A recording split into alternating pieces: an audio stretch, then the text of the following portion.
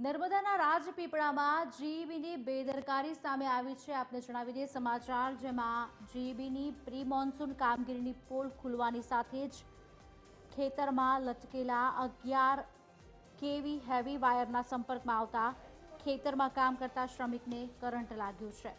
Current લાગતા શ્રમિકના શરીરનો અડધો અંગ થોડા સમય માટે કામ કરતું બંધ થઈ જતા ખેતર માલિક ઘટના સ્થળે દોડી આવ્યા હતા।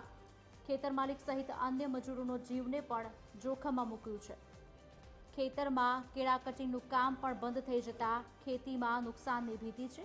વીજ કચેરીને ઘણા દિવસથી જાણ કરવા છતાં અત્યાર સુધી કોઈ કાર્યવાહી કરવામાં આવી નથી।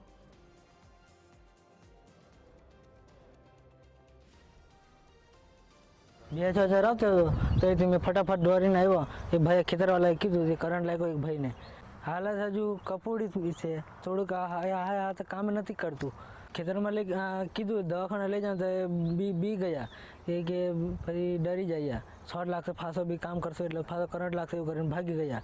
આજે જે મજૂર આવે હતા અમારે તો કટિંગનું કામ ચાલે છે કેળાનું, અને જે કેળાનું કટિંગનું કામ કરતા હતા એમાંથી એક મજૂરને કરંટ લાગવાથી એ સૂન મારીને ત્યાં બેસી ગયો હતો, અને એની વાઈફે મને ફોન કર્યો કે આવી રીતના કરંટ લાગ્યો છે। હું તરત જ ઘરેથી આવી ગયો ખેતરમાં, અને હું એને થોડુંક કસરત કરાવીને પછી પૂછ્યું કે હોસ્પિટલ જવાનું, પછી કસરત કરાવી છે, એમ તેમ કરાવ્યું છે તો થોડું સારું લાગ્યું। પણ એ ડરથી અહીંથી એ મજૂર ભાગી ગયા છે, અને કોઈ બીજું મજૂર આવવા માટે અમારે તે રાજી નથી।